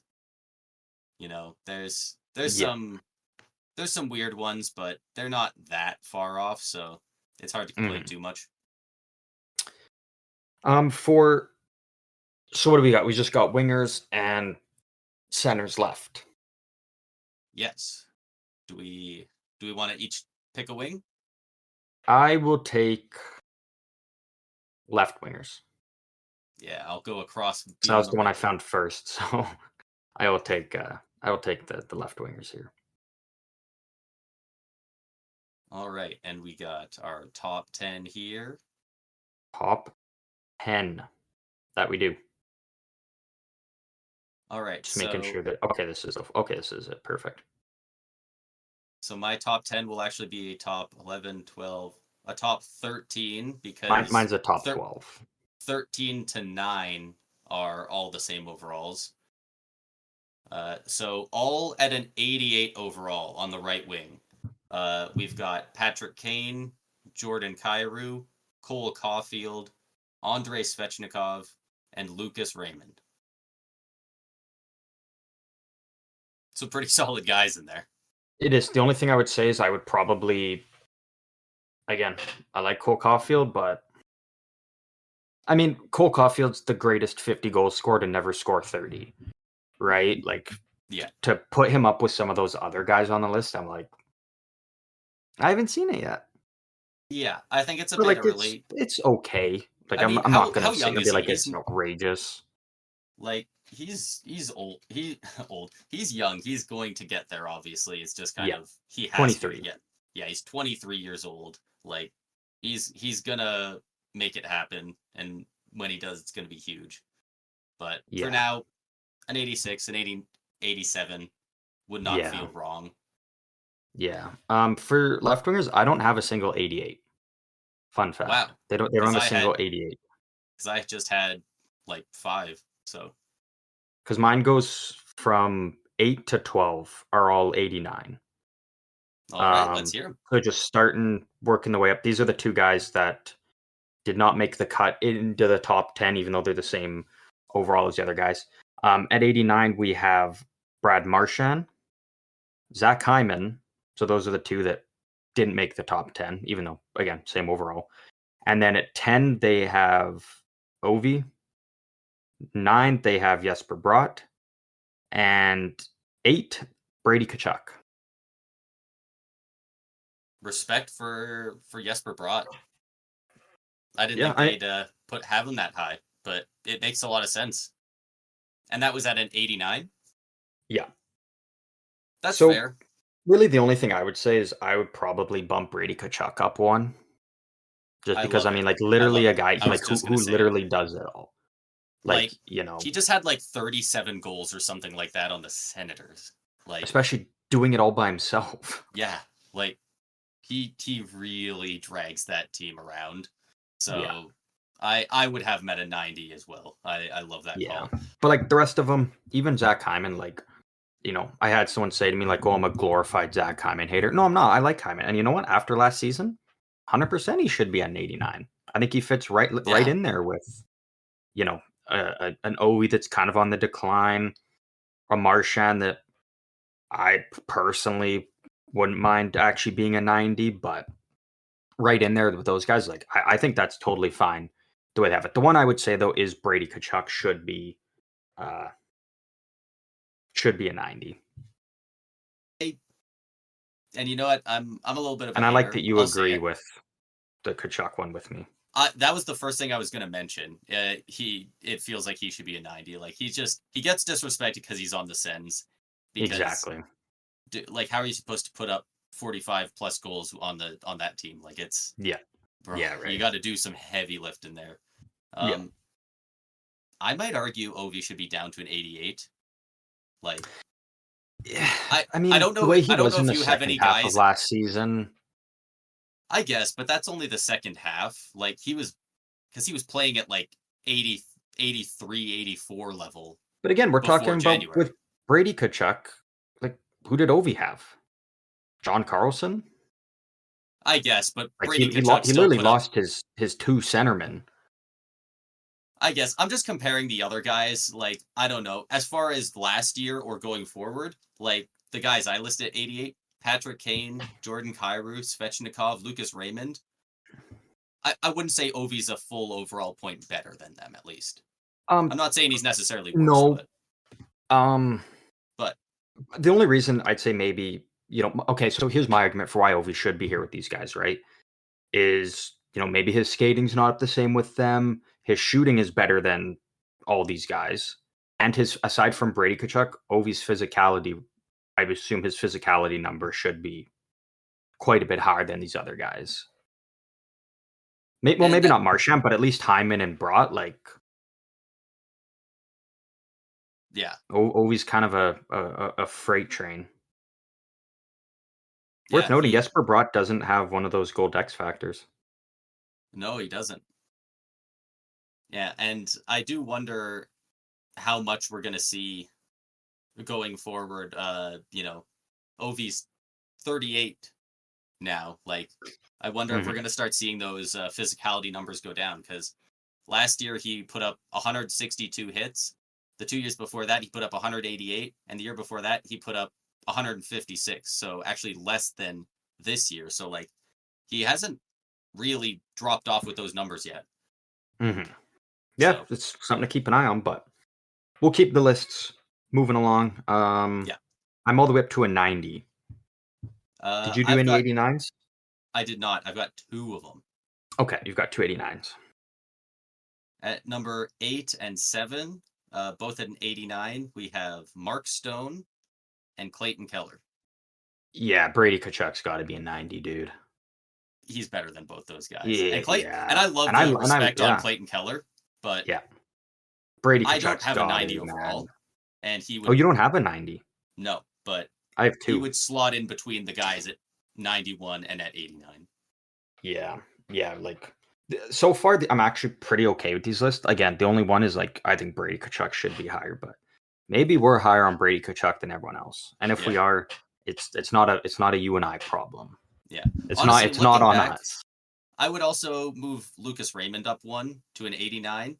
I think Raymond is closer to Keller and Stone than he is Svechnikov and Kyrou. But yeah, again, no, yeah, I'm right there with you. Yeah, I'm right there with you. That's fair. So wait, so you don't have any 90s? No, You jump straight from 89 to 91. Yeah. Okay, so I have 2 90s here. At 7 and 6, Jake Gensel at number 7, and at number 6, the sixth best defenseman, who does also not have a gold X factor, Philip Forsberg. Sorry, left wing. We're talking about wingers, Chief. Philip Forsberg. So you know what? Him not having a gold X factor is dumb as hell. Is weird, especially if you're gonna make him your 6th best left winger in the game. Didn't he have a? What would he? He was the guy who had a sick as hell lacrosse goal, right? Like you could. I'm pretty sure he had one. I don't know. I think it was a year or two ago. I don't think it should be his gold X factor, but I think he could easily have a silver skilled up. But I definitely think he should have Schneip. Just he takes some nasty wrist shots. Yeah, whether you want to do that or do a passing one, like I feel like he's got to have at least something. Yeah, like you got to give him something. But just in terms of the actual overalls, like having him and Gensel, I mean, after the way Gensel played with, I would have said it was with good Carolina at the last year, but I think Gensel kind of maybe should be a 91. I think he actually should be. I think I would have him. Yeah.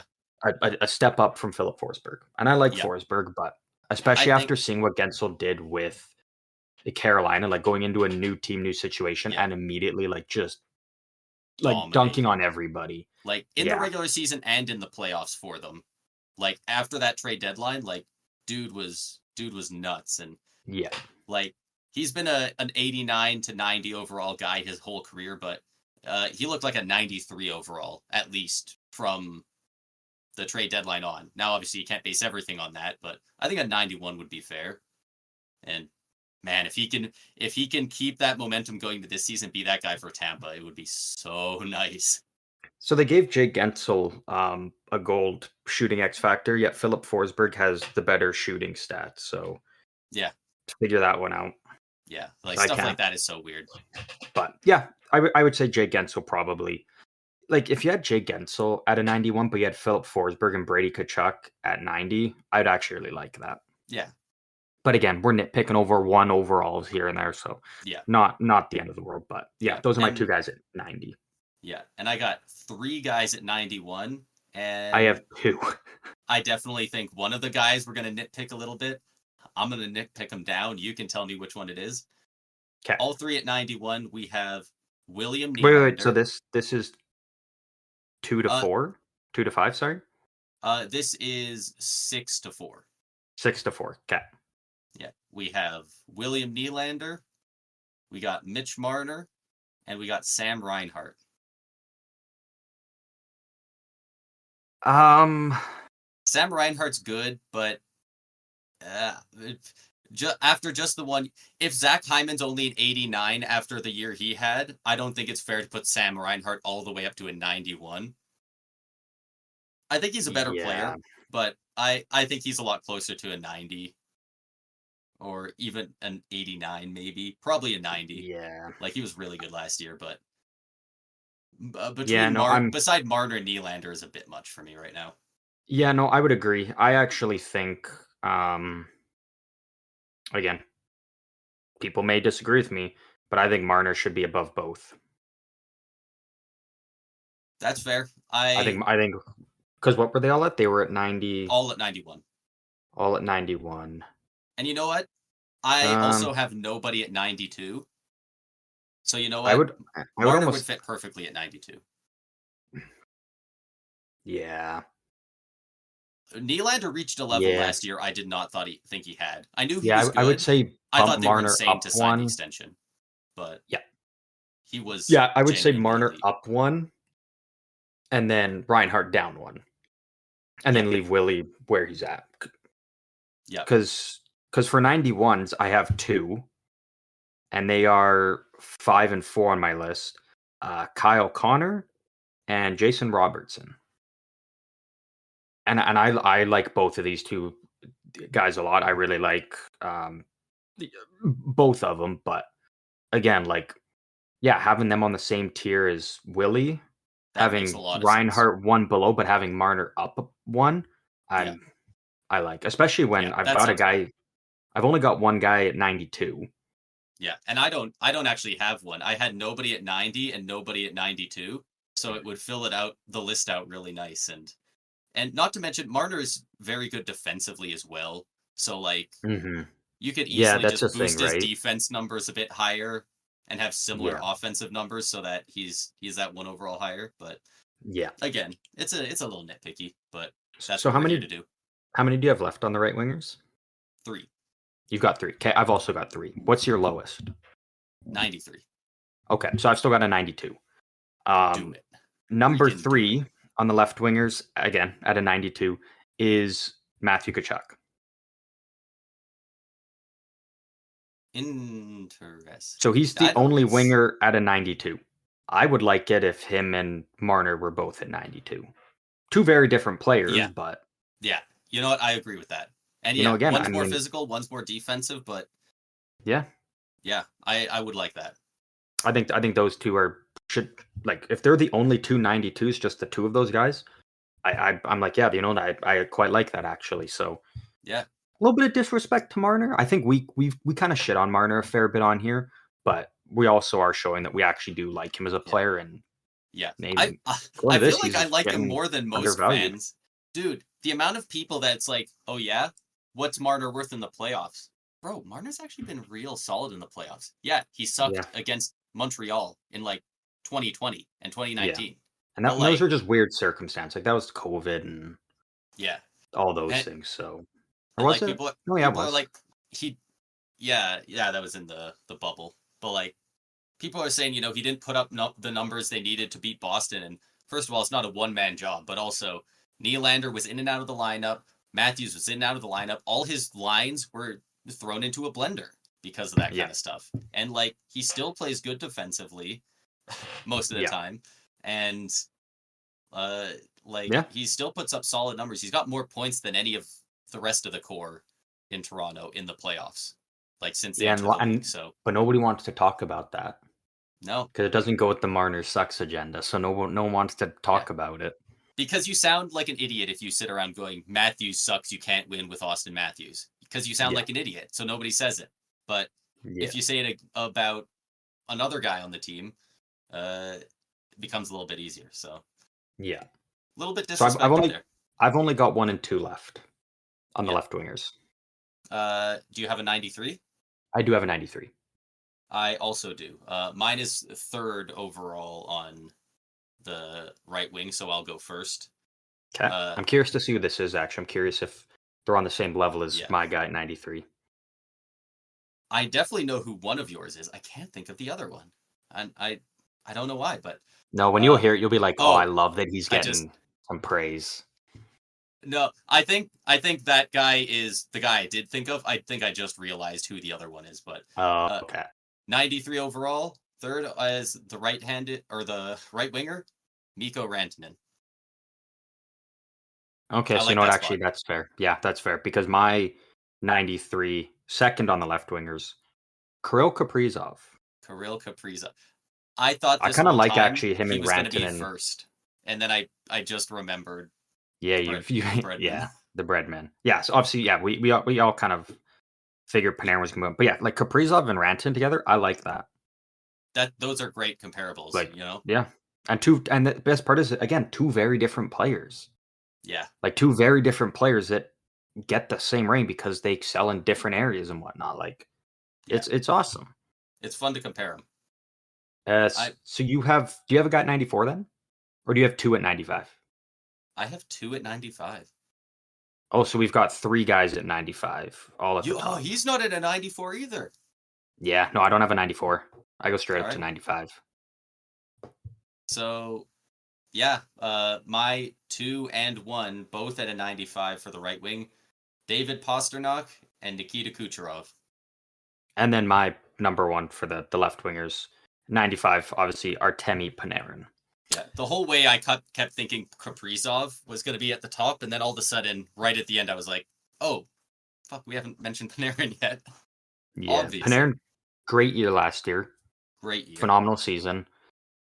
I personally, you feel free to disagree with me if you want after this. Panarin 94. Yep. But I like Pasta and Cooch at 95. I would move them both to a 94. Or you know what? There's another reason that I don't want to spoil for another list that we'll talk about, but like even Kucherov up to a 96, like if you're gonna give Cale Makar an entire overall over Quinn Hughes to be that number one defenseman, Kucherov just dropped 100 assists, 144 points. I mean, so the other guys were outstanding in their own right, but so I Kucherov do broke agree. offense last year. I do agree. Kucherov did have a phenomenal year. Like, there's no doubt in that. But I still got to have Past up there. I mean, Pasternak finished with 110 points. The next closest guy on his team was Marchand at 67.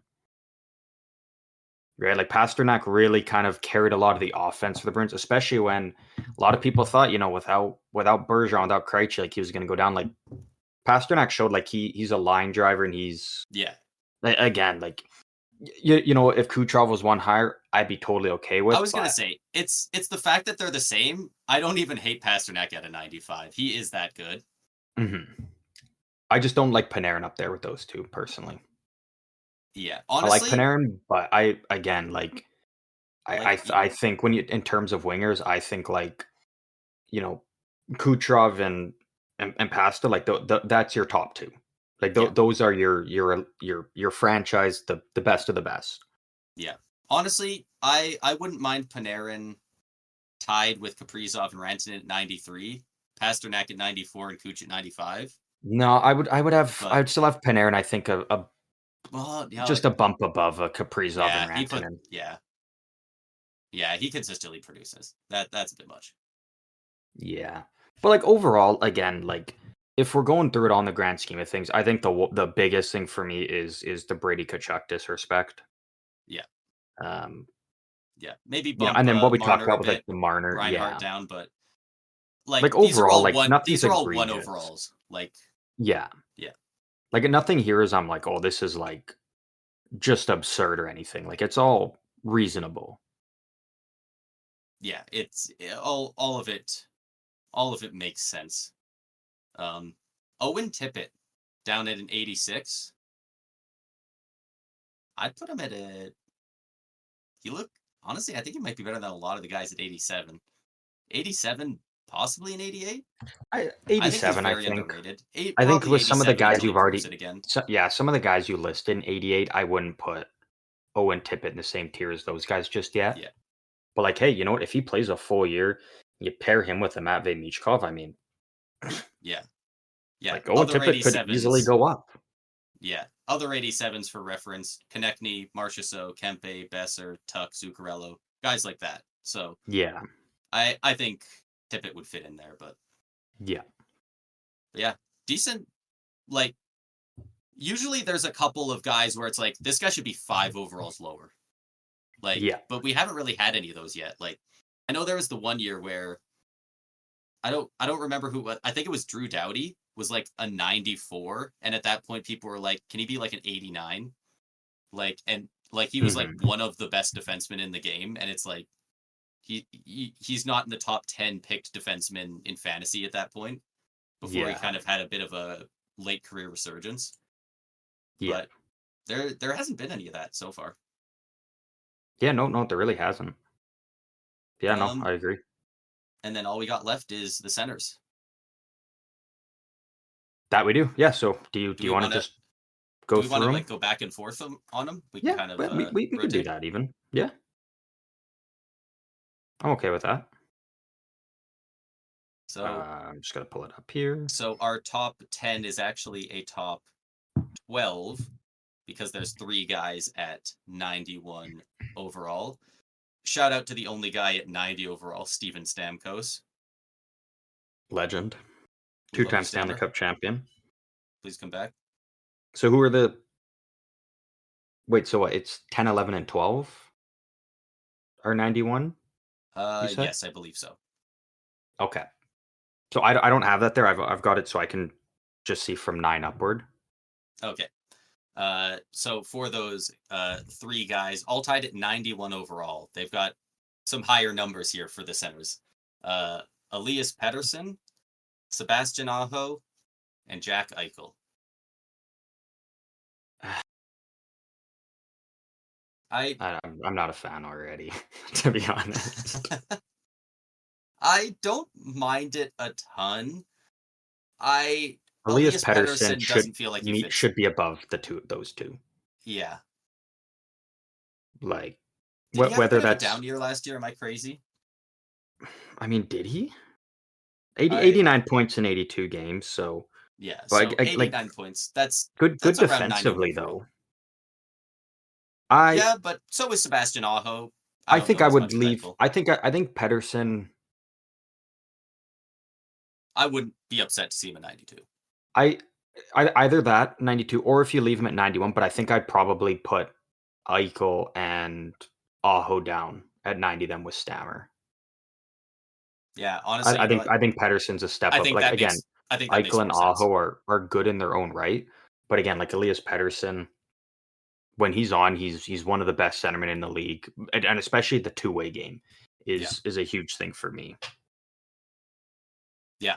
I Yeah, don't disagree with that at all. I would again, whether you bump Pettersson up to a 92 or you just bump Aho and Eichel down. Again, still in the same tier as Stamkos though, like that. So no disrespect to them, but yeah. Yeah, Pettersson feels Out of those 3, it feels weird. especially now because we'll jump into the next one. Again, we got 2 guys tied at 92, but I'll just say the guy who's at number 9, it's JT Miller. Yeah. Yeah. And again, I like JT Miller, but like is he above Pettersson? I don't know. I think Could so. be. At this point, Could I be, think yeah. so. I mean, could be. And that is crazy to me to say because I remember it was like 2 or 3 short seasons ago where it's not just he's bad defensively. Like in my mind, JT Miller was the single worst defensive forward in the game. Like it felt like he actively ignored it if the opportunity was there to make a defensive play. Yeah. Like it looked like he was going to get bought out in Vancouver. He was so bad defensively.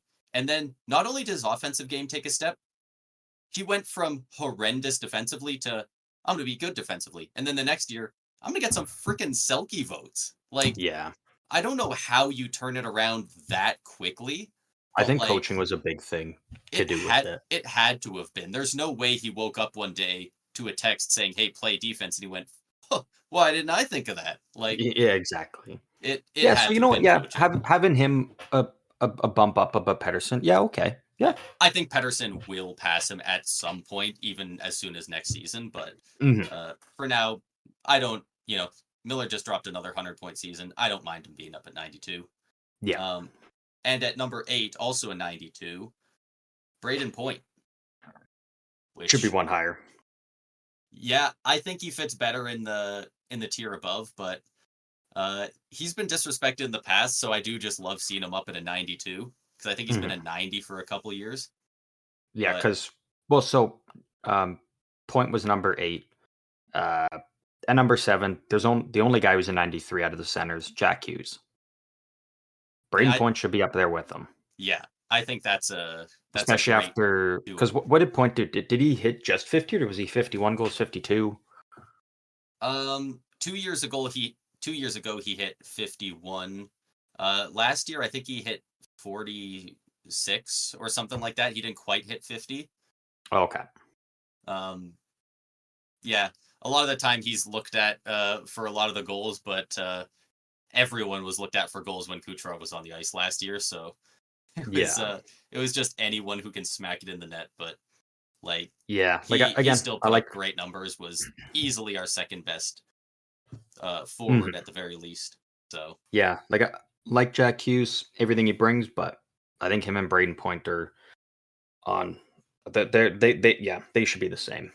Yeah, and I'll say even if they did move Point up to 93, I think there should even still be more people at 93 that we'll talk about in a second here. Okay. Because at what are we at? Number 6? Number 6, yeah. At number 6, we have Alexander Barkov at 94. I don't think he's an overall higher than Hughes or Point. No, but you got to factor in the two-way game, right? He's defensive, but he's not as good offensively as either of those guys. He's elite. He's elite offensively, but he doesn't score as well as JT Miller is 2 points below him and dropped 100 points while still being very good defensively. Even Miller's not as good as defensively as Barkov, but like he's very good defensively. So I think I don't know. I mean I like that they're kind of giving a nod to like the guy who is, the clear best kind of defensive centerman in the game. Yeah, it's not great 80 points in 73 games, but if you did play all 82 games, that's a 91 point pace in the playoffs, 22 points in 24 games. I don't know. I'm okay with. He's very solid. I'm arguing he should be a 93. Mm-hmm. That is pretty damn good company. But, yeah, I can totally get on board with that. I just kind of like the giving a little bit extra love to that defensive sentiment. But yeah, if he was a 93, I'd be like, okay, yeah. Especially because I do think the other guy at 94 could solely hold that spot. Yeah, although, I didn't even look at who's above it. Honestly, Point, Hughes, Barkov, and the next guy, I think all could be the same overall. Whether you make them all 94, all 93, whatever, I think they could all be in the same tier, honestly. Let me just... And I wouldn't have a problem check here. Okay, so and number 5 also a 94 is Sidney Crosby, so... yeah. All those guys at least seem pretty close. You can argue one overall up or down for a couple of guys there, but I see all of them as pretty similar. They all seem a little bit above, Miller, Eichel, etc., but I'll meet you in the middle. The guys up top. I'll meet you in the middle. I'm not going to say, Crosby or Barkov should be bumped down or anything. Hughes, I'm even fine with 93, but Point should be bumped up. Whether you bump that up 1 or 2, it is what it is. But out of those ones, the biggest thing is Point should be higher. I put him above a JT Miller. Yeah. And you can make the argument Point over Hughes right now still. I wouldn't disagree with you. It's so hard to say because after last year, I don't even know what to do with the info last year. Point had a great year. Jack Hughes didn't have a phenomenal year, but before his injury, he was one of the best players in the league. Minimum top 5 player in the entire league, regardless of position. So, hey, those durability stats matter. Yeah, so it's hard to say, but yeah, all these guys somewhere in there, it mostly makes sense. Mm-hmm. Moving on to what we got. We just got the top 4 left. Yep, we got the top 4. At the first of 2 players at 95 overall. Number 4, Austin Matthews. Cheeks. That's Captain Cheeks to you. Captain Cheeks. What a sick nickname. Captain Cheeks. I mean, I know it's trademark, but just start calling him Captain Underpants too. That also fits the bill there as well for him. Yeah, so Matthews 95, and then number 3 is Leon Draisaitl at 95. I'm totally okay with that.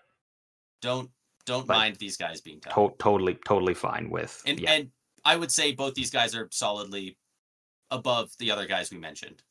Yeah, they're the like you've. I mean, we all know who like the clear number one is in centerman, the clear number two, and then Drysdale Matthews. Like it's the 3A, the 3B. Yeah, right. Like it really just depends. Like what it really was specifically the are you 2A. looking at? Like it really was the 2ABC up until this season. I would say in my mind, 2 seasons ago. Up Even until going into this last year, I was already on the train of Drysdale Matthews 3A, 3B now. Especially after this season now, they're like, yeah, you can't even make an argument that there's a There's do you want to cover number 2? Yeah, I'll do number 2. Number 1. At number 2, 96 overall, so one above Drysdale and Matthews, Nathan McKinnon. Yeah, as it should be. Makes sense. Yeah, it makes sense, right? I'm right. Yeah, 100%. Obviously, rounding it out, Connor McDavid, 97 overall, alone at the top of the mountain. Nobody should be arguing this, and if you are, just stop, dude. Don't be a hater. Like, dude just won the Conn You can be a hater, and I get team. why you would be, but like, we can argue that Wayne Gretzky wasn't the best, but like, everyone knows. Yeah. This was the thing I was mentioning earlier. I don't know if this is true, but I was reading about it earlier today. I want to find someone who did like, their own fantasy hockey leagues back in the day when Gretzky was playing. Because I was reading some that quite a few fantasy hockey leagues that were done actually had Wayne Gretzky on there twice. Oh, I believe for a while in the 80s in his prime, I'm pretty sure that was like the default. I don't think it was some teams. I think it was almost the majority of fantasy leagues because I have heard this. Yeah, you could take Wayne Gretzky for his goals or his assists. Yeah.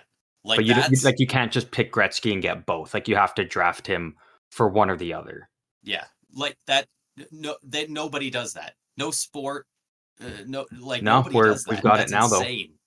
Though. In fantasy baseball. I was gonna say, are they doing it for baseball? Yeah, for Ohtani, you draft him either as a straight pitcher or you just get him for like his batting stats. Yeah. Again, I don't know much about baseball. Like I don't know if there's numerous players to do it with. I just know like Ohtani is like gonna go down as one of the all-time greats, if not the all-time great. He's like the best baseball player since Babe Ruth. Like legit. It's crazy. Yeah, especially after the weekend he had. My goodness. Yeah. But yeah, like you can't argue that anyone should be on the same tier as McDavid. Like, no, I would almost argue like Nate Mack's good.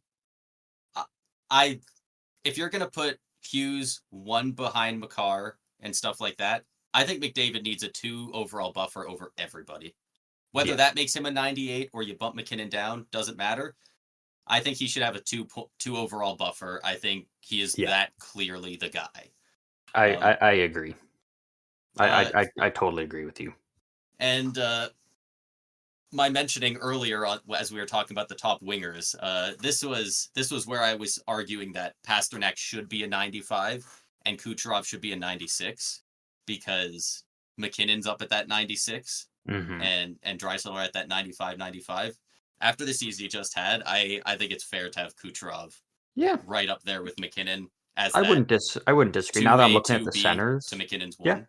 I wouldn't disagree. Now that I'm actually kind of looking at it and seeing the centers, I'd be okay if that's how it was. Yeah, and have Pasternak on that level of the Matthews and Draisaitl, like I think that's pretty fair after the year he just had. Yeah, I'd be totally okay with that actually. Especially after last season, which it kind of seems like that's where the majority of these ratings for the most part are kind of coming from is a lot of recency bias just off last year, which if that's the way they do it, it's the way they do it. But but honestly, like, we made quite a few moves, 1 overall, maybe 2 in a couple of cases, but like all in all, they did a pretty solid job, I think we had the most really issues with centers, but it wasn't even that bad. Like outrageous, for the most part, a lot of them I'm totally okay with.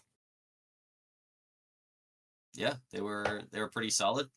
For those wondering, Connor Bedard is an 88.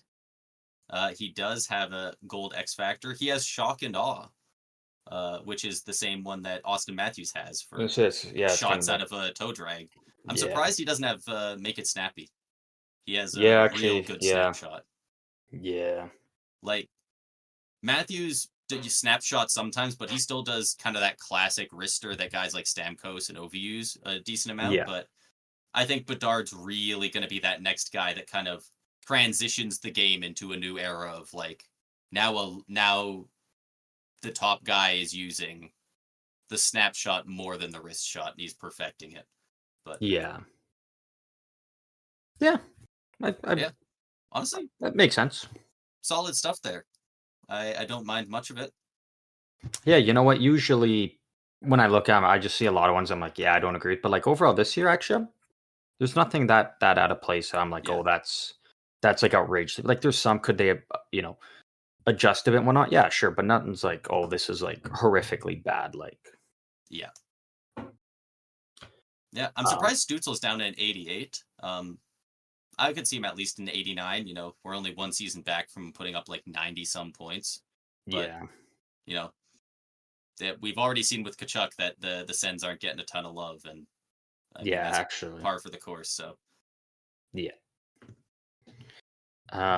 But I think that does wrap up everything for this episode, covering all the recent news around the league, as well as kind of just doing a little bit of a look through at what EA Sports thinks are the best players in each position. Uh, as mentioned at the beginning of this episode, we will be back on Friday, our usual time for yeah, the reviews of the Colorado Avalanche and the Chicago Blackhawks, and then we do have a special one that will be coming out on Saturday as well.